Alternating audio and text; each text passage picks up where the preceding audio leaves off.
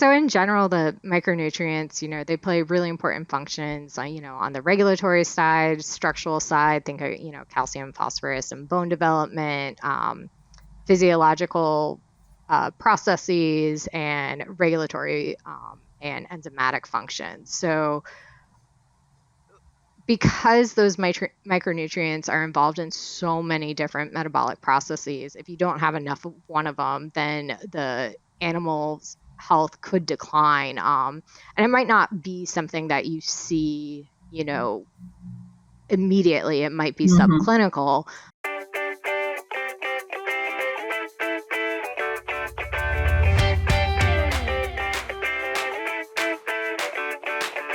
Hi, everyone, and welcome to the Pet Food Science Podcast, where we seek to discuss current research and how it may apply to innovation in the pet food industry.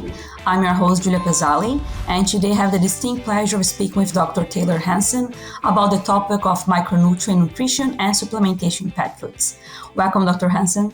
Hi, thanks for having me. No problem. We're glad to have you here today.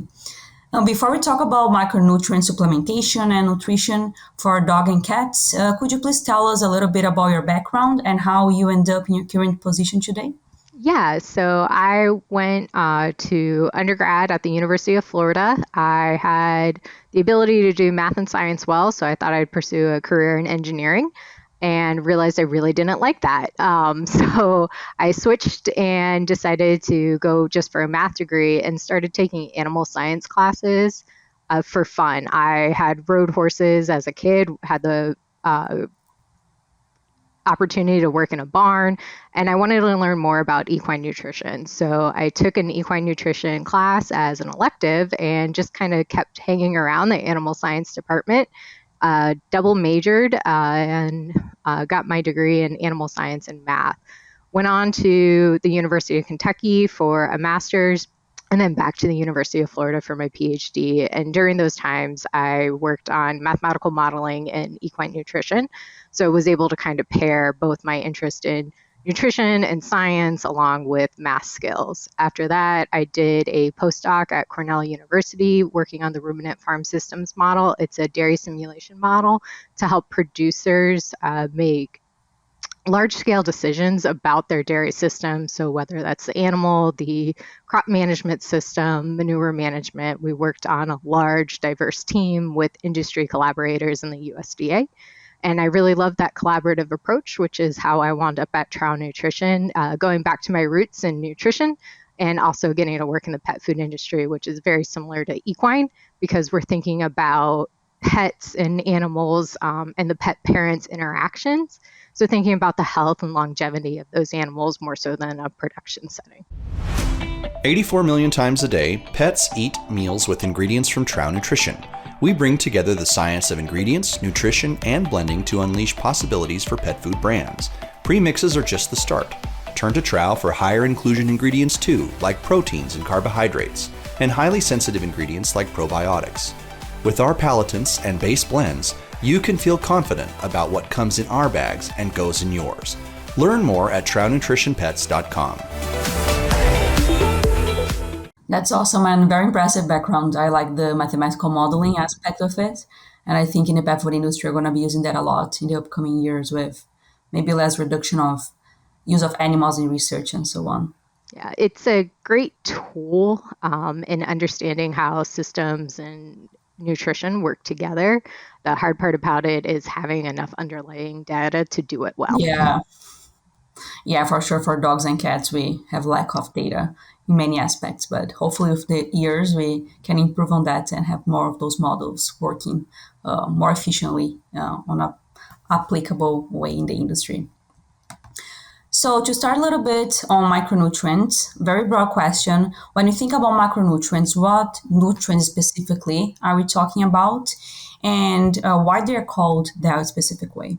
Yeah. So the micronutrients, there's 23 to 25, depending on if you're looking at dog or cat requirements. And they're all nutrients that are needed in micro or small levels in the pet's diet. So we think about protein or amino acids, we think about fat. Those are typically, listed on a percentage basis that are needed in the diets. And then you get into the micronutrients.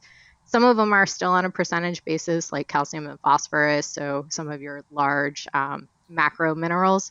And then you get down to your trace minerals and your vitamin supplementation, and those are usually on a parts per million or even a parts per billion basis. So they're micro in the sense of it's a really small supplementation. The animal only needs a small quantity, but the reason the animal needs a small quantity is because they're very active molecules and they have a lot of function. So it's a very regulated uptake from the digestive system and then use by the animal. So your micronutrients are going to include your trace metals, your macro minerals, and along with your vitamins. Yeah, and it's not because they're including small amounts that they are not essential or not necessary. They play Absolutely. major roles, right? Yes, yeah, they have major roles. So we like to talk about them as being small but mighty. They have a huge effect on the animal's health and physiological processes. Yeah, and because they're needed in small amounts, can we get all of them from ingredients that are used in the pet food industry? What is the variability between maybe animal-based or plant-based when providing those minerals and vitamins? So you do have, natural occurring sources of vitamins and trace minerals, and the typical ingredients, meats and fruits and vegetables all have micronutrients. The problem when it comes to pet food is a lot of the processing methods destroy a lot of those vitamins. Thinking about extrusion, that's high heat pressure in the processing, and those vitamins can get degraded. And you might still have some left over, but then you start thinking about the shelf life of pet food, and time degrades those vitamins as well. So that's why we typically are supplementing them in pet diets to make sure that they're there for the animal all the way to the end of shelf life. Yeah, very important aspect because we formulate and it's going to stay there for 12 months, even more sometimes. So we need to formulate thinking about the end of the shelf life or Yes. not exactly how it looks the formulation today. And Yeah. canning also destroys a lot of vitamins, or thiamine is Yep. like up to 90% or so. So important to consider their inclusion above what is provided by the ingredients for sure. And we talk a little bit about animal-based and plant-based. How about sources of minerals and mostly minerals when you are thinking about supplementation? What is the difference between organic, and how they may play a role on providing those nutrients and their bioavailability? Yeah, so when we talk about inorganic and organic sources of trace minerals, typically we're talking about, supplemental trace minerals. So inorganics are going to be your sulfates, your carbonates. So these are mined from the earth and then they can be further processed to make like a sulfate. Those are kind of the old industry standards of mineral supplementation. They've been around for years and years and years. They can be pretty successful. The thing with sulfates is they can be also very reactive. So they can be reactive in the pet food. They can also be reactive in the digestive tract because it's called an ionic bond. So they are the sulfate and the trace mineral are very loosely linked together. And so that allows that trace mineral to have other interactions in food or in the digestive tract.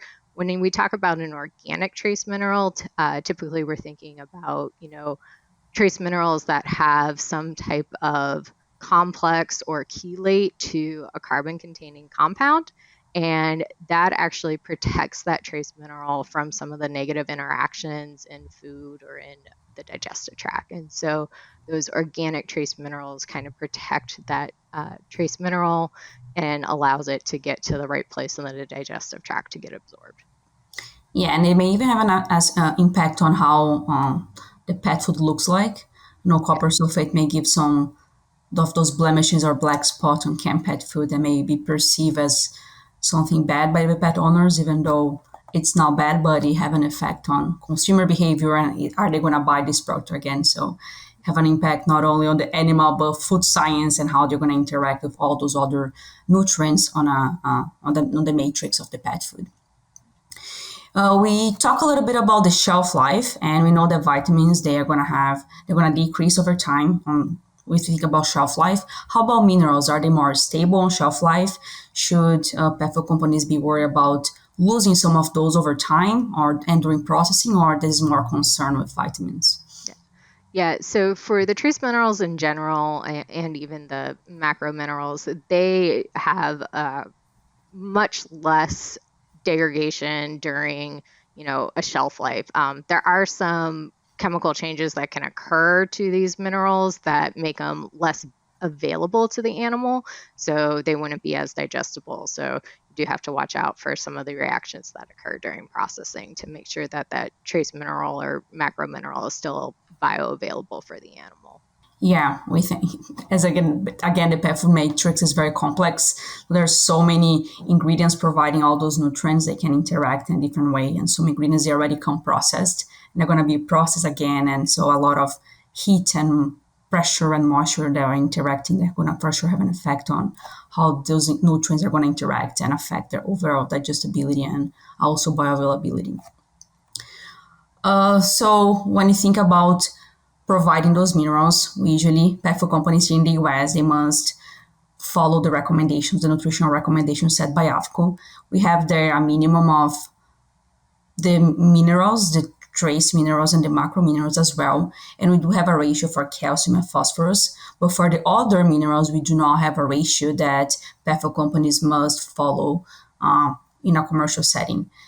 What is the importance of balancing the other minerals beyond calcium and phosphorus, and what are the implications of not balancing them properly and just simply meeting those requirements, or not even requirements, recommendations, and one may be much higher than the recommended amount by AFCO, so how that can impact availability of the other mineral. Yeah, so I think the first thing to remember, excuse me, is with the AFCO recommendations is their minimum requirements, right? And so that might not be the optimal level to include in a diet for animal health. So with that knowledge, when we think about mineral supplementation, it's also important to remember that most of the minerals are linked in some way to the other ones. And that's because a lot of the trace metal absorption transporters, they are not specific to a specific trace metal. So if you have upregulation of trace metal transporters because the diet's deficient in one of them, or the animal's not getting enough of one of the trace minerals, it's going to upregulate those transporters. When that happens, then you're going to get an influx of all the other trace minerals because they can also go through those transporters. So an example of this would be in a case where there's heavy metals in a diet. If you have very low concentrations of the trace minerals that animals need, it's going to upregulate those transporters. And then when that happens, you could actually get the animal absorbing those heavy metals. And, we watch out on pet food. We do our quality checks to make sure that they aren't any heavy metals, but we always have that animal physiological, regulation to, assist with that. And so when we unbalance a pet food, when we start over supplementing one area or under supplementing another, then we get, that regulation is going to get out of balance. And now we're asking the pet, in their digestive system to work in a way that's not really how they developed and evolved to take care of their micronutrient needs. Yeah, and as even may change during life stage and breeds. We know large breed puppies, they're not going to have the same ability to regulate calcium uptake, for example. They're going to be more susceptible to skeletal problems if you over supplement calcium. So that's important to consider as well. Different species, life stages, how these all may interfere. I'm not going to go into pathological conditions, but those are also going to affect for sure the availability of those minerals and how they're going to influence.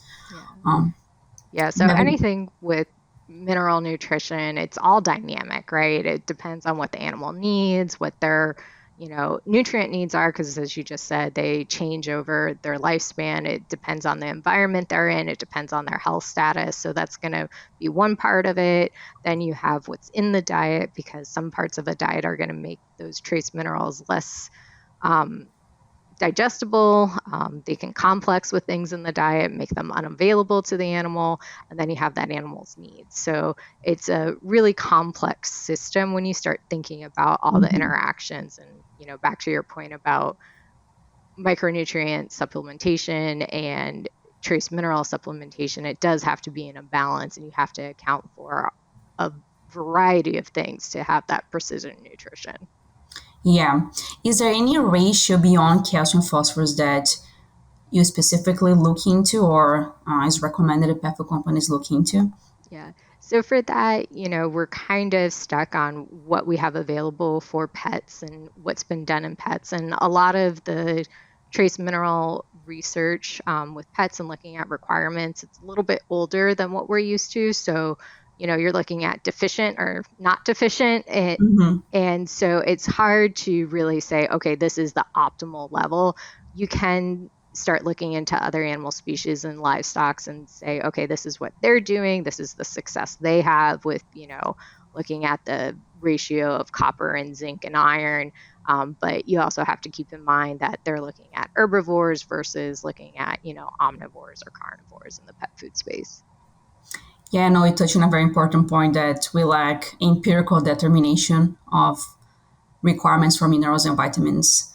As you said, you have one study that shows, oh, it's not deficient, so you could provide this amount, but what is the optimal amount? And that's going to change as well based what outcome are you looking into. Maybe you're just looking into status of the mineral in the blood, but how if you want to optimize skin and cold health or immune system. So this is going to vary a lot. And I think that's a challenge that we have in the pet food industry, conducting those studies. Who are going to fund them? How can we get the support to do those studies? And at the end of the day, it's going to benefit the entire industry if you know or have a better idea about optimal levels of zinc, for example, to support immune function or skin and cold health. We have a brief idea, but not in depth. And I think we all could benefit about more information about requirements of minerals and also vitamins for dogs and cats. One important point as well is because of those relationship between minerals and how dynamic it is, over-supplementation can be a problem. So when you think about including a premix of vitamins and minerals, I think my first question is, what do we look into? Should we look into our formulation to see how much minerals being provided already and consider those in our premix for minerals, or how do we start with including a premix in a pet food formulation or diet? Yeah. So including a premix, which is a way of adding your vitamins and trace minerals into the diet in a, concentrated way as a single ingredient, it is important to consider what your goals are, right? So depending on the shelf life of the product, what type of processing the product's going through, that's really going to start that conversation of, okay, this is what you're going to need in your premix to deliver your nutrients. Then you also got to consider your ingredients that you're using besides the premix. So obviously meats and other ingredients are going to have some micronutrients and well. The problem with that is you have a lot of variability in those micronutrients depending on what supply you're getting, how consistent that supply is, and then also, how bioavailable it is. So they've done studies and they've looked at, the bioavailability of minerals and, different meat meals. And sometimes they're available and sometimes they're not available to the animals. So you do need to have an understanding of what's being supplied by those other ingredients, but then you got to think about how do you create a premix that can complement that, because sometimes you need to say, okay, yes, there might be, copper from pork meal on an analytical assay, but is that actually available to the animal, or should I supplement, some copper in that diet to make sure that it's available for my animal? Yeah, and I think the variability aspect is very important in the pet food industry, and optimal nutrition may be a challenge. And as you said, we have that ingredient already comes with some variability in those minerals and vitamins, and we had the processing, which already going to change again the bioavailability. So it's very important to consider all those aspects, not only the concentration of nutrients, but are they available, or they're coming from, and can companies, they measure every single time the concentration of vitamins and minerals, probably not in every single batch of each ingredient that is coming into. So that's very important to consider as well. Is optimal level may be challenged to reach for every mineral and vitamin, first because you don't know the optimal level, and second because of this variability that we have in the industry as well. So those premix are very important. Always kind of scares me a little bit when I see some of the diets with no premix inclusion sometimes, and they stay there. And also with this new pet food format we have, they may be oxidation, maybe some changes that happen during also storage in the fridge, in the freezer, in vitamins and minerals as well. Do you have any thoughts on that, on this new, I would say, pet food applications or formats and minerals and vitamins Yeah. inclusion on those formulas? Yeah, so I think, kind of as we were just talking about, it really requires you to do your due diligence and look at those formulas to make sure that those levels that the pet needs are in there. And as we just talked about the variability, you have variability not only in the ingredients, but also in your, vitamin and mineral testing. So it Yeah, is taking a little bit of a I don't want to say less precise, that's not the right term. But it's really requiring you to dig down deep into the types of ingredients you're using. And that's why a lot of companies, do add a premix just to make sure that they're at least meeting minimum requirements, right? They might not be at the optimal level, but they're at least on the minimum requirements to make sure the pet has what it needs. yeah. And the premix, we have the vitamin premix and the mineral premix, and we can have one in both. What is the advantages or the pros and cons of having them together, separate, or overall inclusion then in the diet? Yeah. So typically, we try to separate a premix to having a vitamin premix and a trace mineral premix. And part of this is because those vitamins, they like to oxidize. They lose some of their shelf life just in the premix. Yeah, So by keeping the trace minerals separate, trace minerals are great at oxidizing vitamins. So if you separate the vitamin and trace mineral premix, that gives you a longer shelf life on your premix. So that's one of the reasons to do a separate vitamin and trace mineral is an increase in shelf life. Another reason is a typical vitamin premix uses like an organic or a soft carrier that helps distribute those vitamins in the pet food.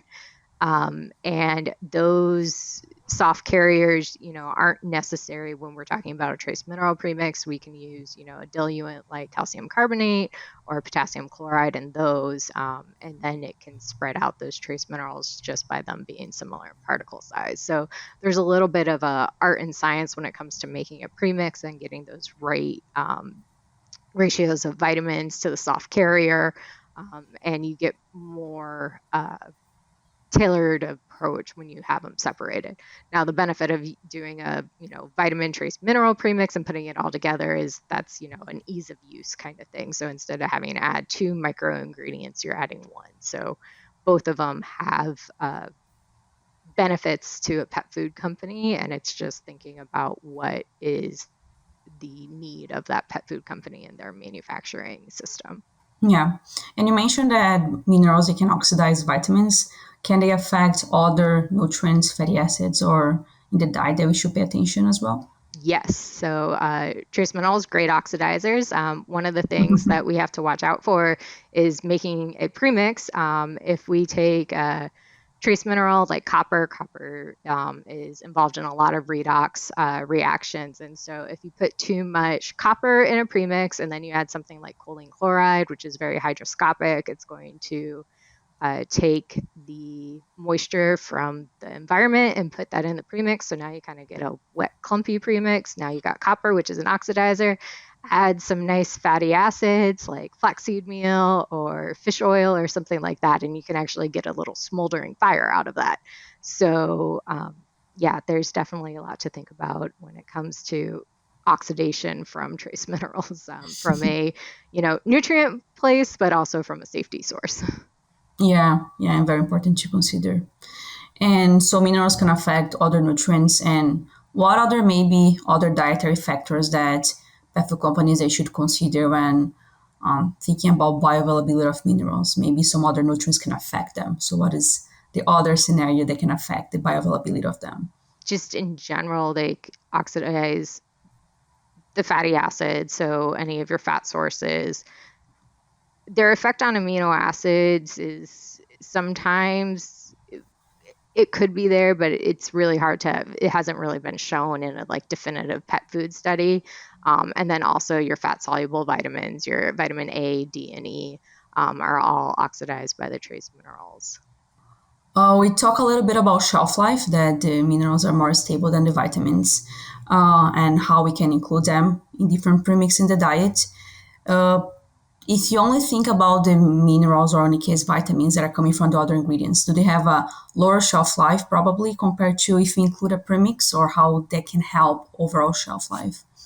Yeah, so the vitamins that are manufactured for pet food and the food industry and also in the feed industry, they go through some manufacturing steps that helps preserve their shelf life. And so that might be some sort of coating that keeps those B vitamins a little bit more stable than if it was just a chemical addition. That coating helps preserve their shelf life.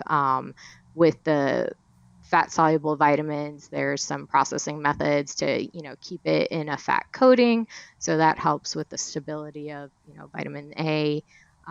Wherein you think about the other ingredients that don't have, that are your larger inclusion, meat, vegetables, plant sources, those kinds of things, those vitamins are in there, but they don't have those specialized coatings or manufacturing steps. And so they're really much more at risk for some type of, oxidation step or something during the shelf life that makes them degrade at a higher rate than something that was manufactured specifically for pet food.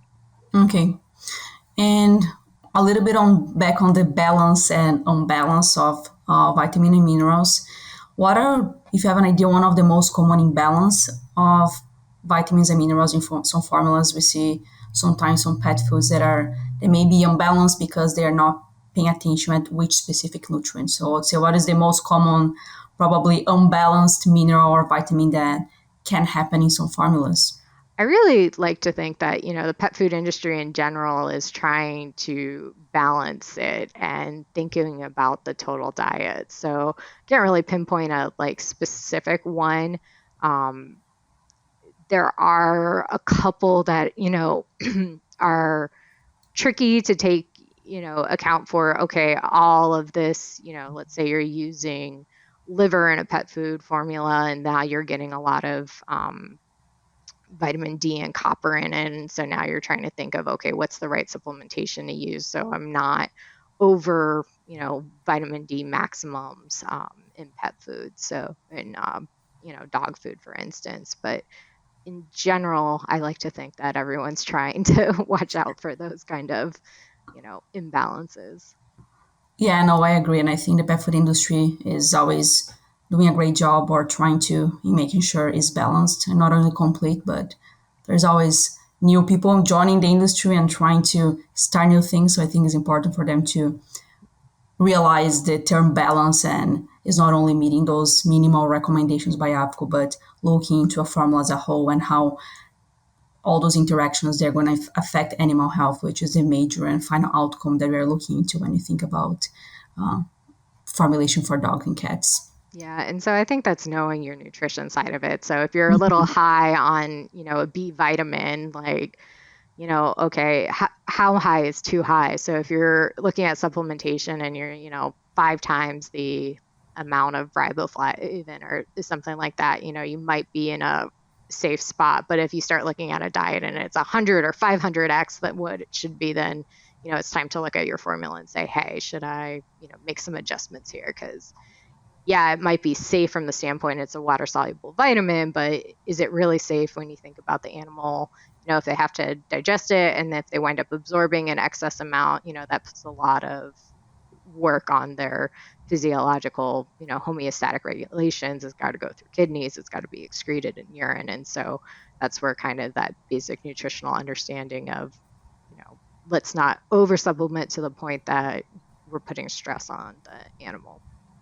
Yeah, and also as you mentioned at the beginning of the podcast, many of those micronutrients, they work as a cofactor in many enzymes, or so they play major roles in protein, energy, metabolism, also DNA and cell signaling. And one that I like to emphasize is folic acid. Sometimes we start over supplementing the human industry, and now we are on the other side thinking, okay, we are probably over supplementing. How about pet and dog and cat diets and pet food? Are we also over supplementing maybe folic acid or some of those nutrients that we don't see sometimes effect right away on the animal of over supplementation, but how about in 5 years, 10 years? And it's really for sure hard to see those effects, but I think it's important to think on the long term and how small chronic doses they have an effect on the overall health in years as we're targeting longevity and health of those animals. Yeah, and so then that gets into, okay, how available is that, folic acid or B12 from a diet? Mm-hmm. Think about human supplements and, the B12 they give you, the recommended dose from a doctor for B12 is going to be much higher than what is required by a person because the supplemental sources of B12 aren't that available. So, it might show up high on a, concentration test perspective, lab test, analytical test, but at the same time, it then goes back to, okay, how actual available is that ingredient or that supplemental source, or even what's in those other ingredients after it goes through processing. Yeah. And as you said, having a knowledge of nutrition, your ingredients as well, your sources is very important. Those concentrations are just static numbers. They don't show how are going to be utilized or modified by the animal and processing conditions as well. Yeah, and so also to that point, it's the nutrition side of it, and then there's the food science side of it. So what Exactly. happens during processing and those kinds of things, which is not my area of expertise, but it is fascinating. Mm-hmm. And that's why I think pet food industry is fascinating. You have the nutritionists, you have the food scientists, engineering, and collaboration between different areas to make sure the animal is getting all those nutrients in the right amounts and for a long period of time as well. Because feeding those complete and balanced diets is for sure a challenge. Having everything in one bite that provides them all the nutrients that they need. I'm going to go back a little bit on the premix because I'm interested in that point.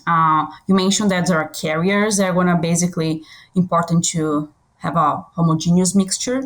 Is there any important thing about carriers that we should know? What is a good carrier or is not a good carrier? Is that an area of interest in the pet food industry? Yeah, so these carriers, the way to kind of think about it is they help distribute the micronutrients, especially the vitamins, throughout the premix and then eventually throughout the pet food. And when you're looking for a carrier for pet food, you want to find something that has some physical properties that work well with the B vitamins. The B vitamins are like very small powders, can be very electrostatic. So you have to find something that works well with them. So some of the standards that we have in the industry, the gold standard is rice hulls. So rice hulls have this little waffle structure on them, and those tiny B vitamins just kind of sit in the middle of that waffle structure. And so that really helps distribute the B vitamins through the food. Now, with pet food, a lot of marketing claims are now, grain-free. So, what can we use in pet food that is a grain-free thing that still has those physical properties that help carry the vitamins through the pet food? And so, another option would be pea fiber. So, it's the hull of the pea, and that kind of has a Velcro-like texture that again can help distribute. And lastly, another one would be miscanthus grass. So again, we go from, okay, it needs to be grain free, it needs to be legume free. So the other option is miscanthus grass, and that is a product from kind of started out for, I believe, energy. Miscanthus grass is a large, tall grass that they harvest for biofuel, and then they get the miscanthus grass, part of the stem and leaf that can be chopped up into a small piece that can be used as a carrier in pet food. So those are kind of the three typical options, but you can look into a variety of other things to be used in pet food. Yeah, miscanthus grass is also being utilized as a fiber sources, replacement of cellulose, and Yeah. those health claims that the companies they want to bring in the labels. Yeah. And so the thing to remember with like a carrier and premix in general, it's such a small inclusion. We're talking like 0.5% of the diet or less. So using miscanthus grass as a fiber source, you're not going to get much of it coming from your premix. If you're really looking to modify your fiber composition, then you're going to be adding miscanthus grass, in addition to your premix, because it needs to be a higher inclusion typically. Yeah, I think you brought an important point too. We add those vitamins and mineral premixes, very small amounts, and also important to have a carrier. Sometimes it's very hard to add single vitamins and make sure they're homogeneous in the mixture, and we are in every single bite, every single kibble, we are getting each specific amount of minerals and vitamins as well that we are intended to provide in the diet. I think to finish our conversation for today, and I hope you join us again in another podcast so we can talk maybe a little bit more about the metabolic effects of those micronutrients, which are very important. Just wanted to maybe emphasize how important they are for general metabolism. If you want to just touch the point, sometimes we think maybe my cat or dog or a specific animal or population, they may be deficient in one amino acid, but maybe you're providing that amino acid in the minimal amount, but we're not providing the vitamins. So maybe there's a problem with the supplementation where you don't have the premix, or you're maybe relying on simply those vitamins from ingredients, and over time they decrease, and then you may have overall effect on the metabolism of the animal because they cannot function properly because of this lack of maybe vitamins or specific minerals or work as a cofactor. So maybe to finish, do you want to emphasize the importance of them in the metabolism, how they are very key aspects to maintain health and well-being of dogs and cats? Yeah. Yeah, so in general, the micronutrients, they play really important functions, on the regulatory side, structural side, think of, calcium, phosphorus, and bone development, physiological processes, and regulatory and enzymatic functions. So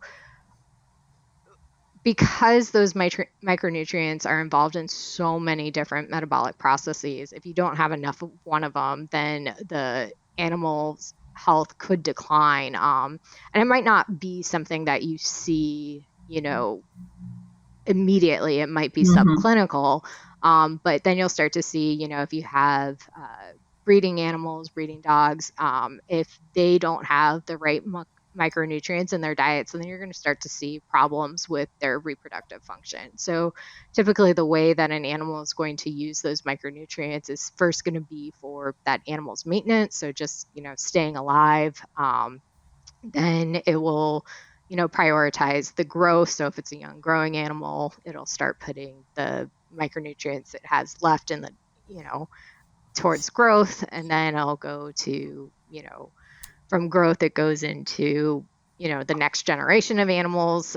So keeping, if it's, a lactating animal, if there's leftover calcium, phosphorus, it'll go into milk.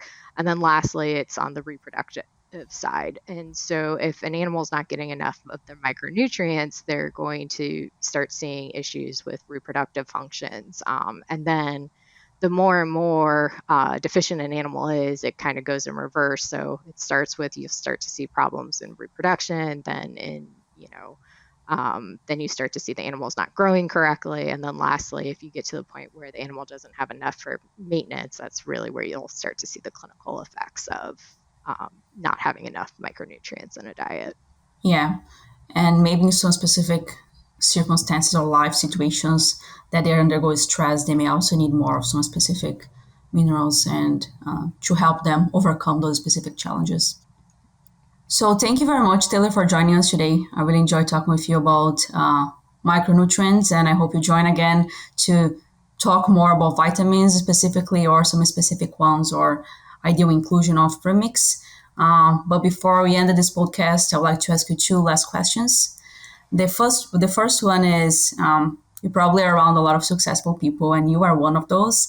And what is a common trait that you have observed in successful people around you, or in this industry, or maybe not even the pet food industry, but in your life generally?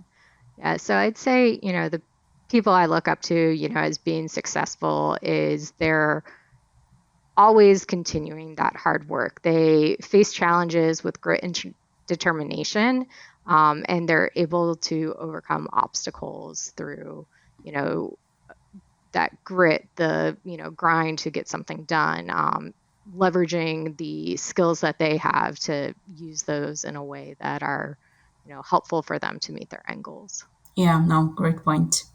And the last one is, you start as engineering and then you go to the equine and out in the pet industry. I hope you enjoyed this industry. And what do you like the most about being in the pet food industry? So everyone said when I started in the pet food industry is once you're in the pet food industry, you don't leave, and I think they're absolutely right. It's a great community.